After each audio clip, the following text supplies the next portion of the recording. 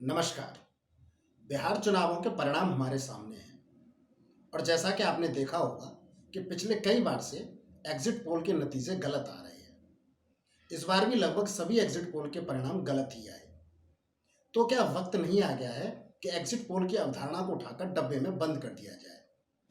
भारत में exit poll को अवतरित कराने वाले कई सेफोलॉजिस्ट और पत्रकार कब का इसे यूजलेस बता चुके हैं, लेकिन अभी भी कई धुरंधर इस बेवकूफ़ी भरी प्रैक्टिस में मौका मिलते ही जुट जाते हैं। एग्जिट पोल की प्रासंगिकता और उससे कई जुड़े दूसरे सवालों पर बातचीत करने के लिए आज हमारे साथ हैं मीडिया आलोचक और वरिष्ठ पत्रकार ब्रिज खंडेलवाल।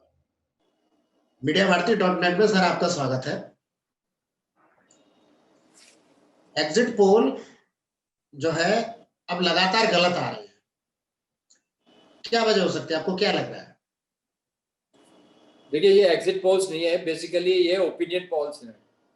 तो जितने ये एजेंसीज हैं जो एग्जिट पोल करती हैं वो अपनी ओपिनियन उसमें ज़्यादा डालती हैं और उसको सारे डेटा को डॉक्टरिंग करते हैं, मैनिपुलेट करते हैं। तो और दूसरी बात यह है कि जो जनमानस है हमारे यहाँ का वोटर बहुत चालाक है हर जगह का।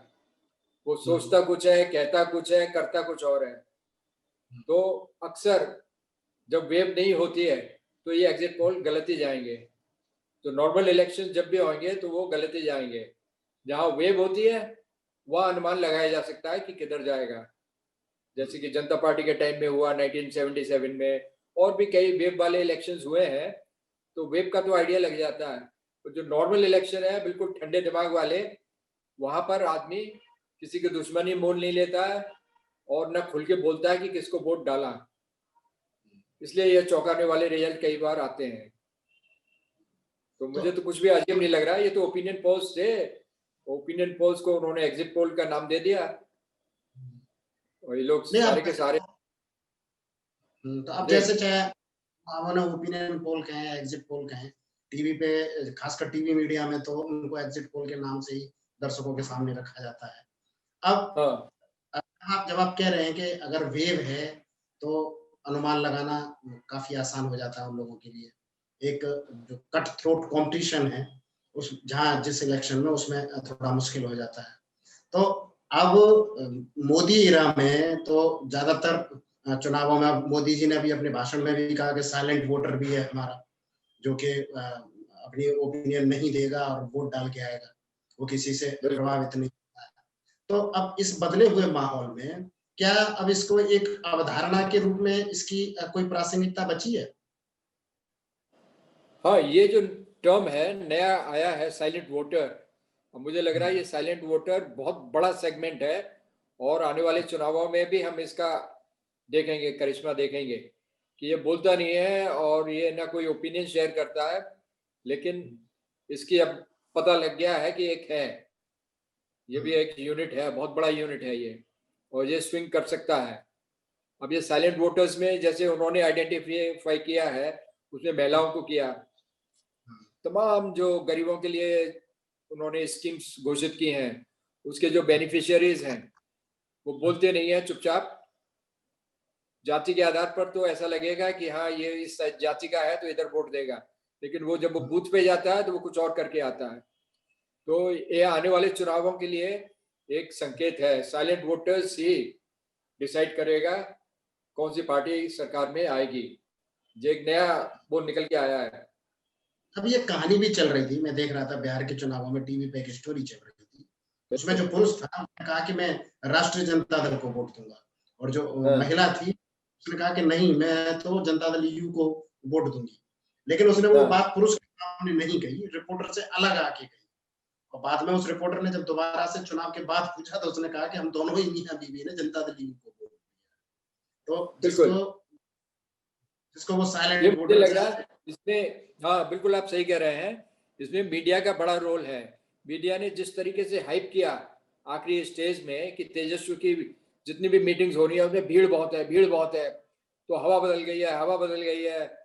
इस मुझे लगता है इससे इन्फ्लुएंस्ड हो गया एग्जिट पोल कि बहुत भीड़ थी तो उन्होंने सबने, भीड़ वालों ने वोट डाला होगा उसको, लेकिन ऐसा नहीं था, उसमें तमाशबीन भी ज्यादा रहे होंगे, अब ऐसा लग रहा है। लेकिन फिर भी जो आउटकम है चुनावों का वो ये नहीं कह सकते हैं कि एक तरफा है।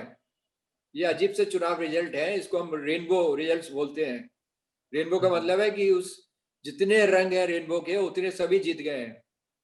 लेफ्टिस्ट भी जीत गए, राइटिस्ट भी जीत गए, जनता दल यूनाइटेड भी जीत गई, हिंदुत्व एलिमेंट्स भी जीत गए, थोड़ा बहुत ओवैसी भी जीत कांग्रेसी ओवैसी तक भी जीत गया। तो ये ट्रूली डेमोक्रेटिक रेनबो है, पहली बार ये देखने को मिल रहा है। सबको खुश कर दिया इस इलेक्शन ने। और आपके बिल्कुल लेफ्ट ओवर्स भी, जिनको आप लेफ्ट ओवर्स कहते हो, उन्होंने भी अब साबित किया कि अब लेफ्ट ओवर्स हाँ, नहीं है। ये आश्चर्य की बात है।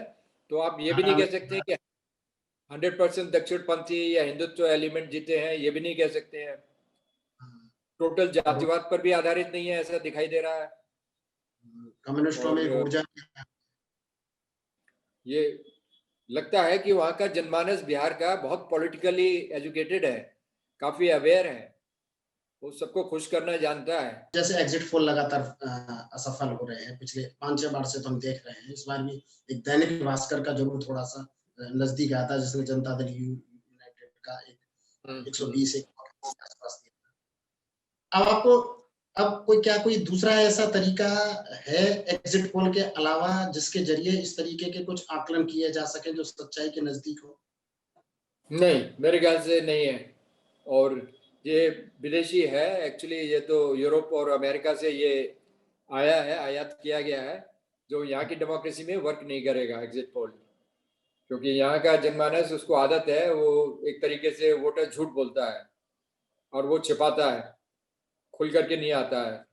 तो मैंने जैसे शुरू में कहा, अगर वेव है तो आइडिया लग जाता है, तो सब खुल के आ जाते हैं मैदान में, जैसे इमरजेंसी के बाद हुआ इंदिरा गांधी को हटाने के लिए। तो वहां तो कोई डर नहीं है। नॉर्मल इलेक्शन में आदमी सबको खुश रखना चाहता है, हर पार्टी का नेता को कहते हैं आपको ही देंगे वोट, आपको ही देंगे, और देता है नहीं है। ये हमने ट्रेंड देखा हुआ है। अच्छा, एग्जिट पोल्स के भी इतने वेरिएशंस हैं जिससे साफ पता लग रहा है कि ये ओपिनियन वाले हैं। कोई 150-200 सीटें दे रहा था, कोई 125 दे रहा है, कोई दे रहा है। तो अगर कोई साइंटिफिक मेथोडोलॉजी है तो इतना वेरिएशन कैसे हो जाता है, ये हमें समझ नहीं आ रही है। इसका मतलब ये साइंटिफिक नहीं है यहाँ पर, या चल नहीं सकता है यहाँ साइंटिफिक। जो अमेरिका वगैरह में है वहां तो खुल करके है, रिपब्लिकन है या डेमोक्रेट है। यहाँ कुछ भी हो सकता है आखिरी मिनट तक। तो फिर उपाय क्या है? अगर अंदाजा लगाना हो तो कैसे लगाएं? नहीं तो जरूरत भी क्या है? एग्जिट, ये कंटेंट सप्लाई करने के अलावा, टीवी चैनल्स को कंटेंट मिला एक दिन के लिए, इसके अलावा इसकी यूटिलिटी क्या है? मतलब ये कैसे डेमोक्रेसी को मजबूत कर रहा है या पॉलिटिकल अवेयरनेस का लेवल बढ़ा रहा है? मतलब इसका नेट रिजल्ट क्या है ये एग्जिट पोल्स का? सिर्फ टिटिलेशन है थोड़ी देर के लिए। और ऐसे ऐसे मंच बना करके टीवी चैनल्स वाले प्रेजेंट करते हैं, कूदते हैं, जैसे राजदीप को देखा होगा आपने, ऐसे वो पैर को मार मार के कह रहा है बिल्कुल जोकरी अंदाज में। तो ये सिर्फ टिटिलेशन का एक कंटेंट है जो एंगेज करता है पब्लिक को एक दिन के लिए, जिस दिन एग्जिट पोल आते हैं। बाकी सिस्टम को इम्प्रूव करता है न डेमोक्रेसी को मजबूत करता है। मुझे नहीं लगता इसका कोई रेलेवेंस है या यूटिलिटी है। अगर ये गलत साबित हो रहे हैं तो हो जाने दो। हाँ, तो सर एंटरटेनमेंट इसका मतलब ये हुआ कि आपकी नजर में अब एग्जिट पोल की कोई प्रासंगिकता नहीं रही है, हाँ, मुझे नहीं लगता, क्योंकि इसकी रेलेवेंस क्या है? और इसका कोई ये दूसरा कैसे उपाय, उसकी सही उपाय बात है, उसकी उसका उपाय उपाय ढूंढने की भी जरूरत। जरूरत क्या है उसको?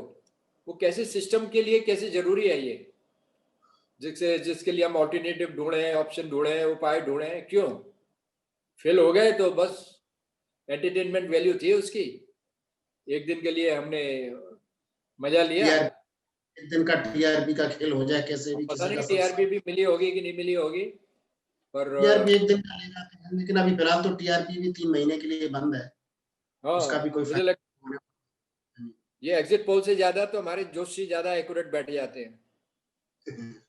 ये उनका भी अनुमान ऐसे ही होता है, और उन्होंने तो बताया सर था कि हाँ, तो सर एग्जिट पोल की प्रासंगिकता के बारे में विस्तार से आपने हमारे दर्शकों के लिए इस बातचीत में हिस्सा लिया, आपने हमारे लिए समय निकाला, ये इसके लिए आपका बहुत धन्यवाद।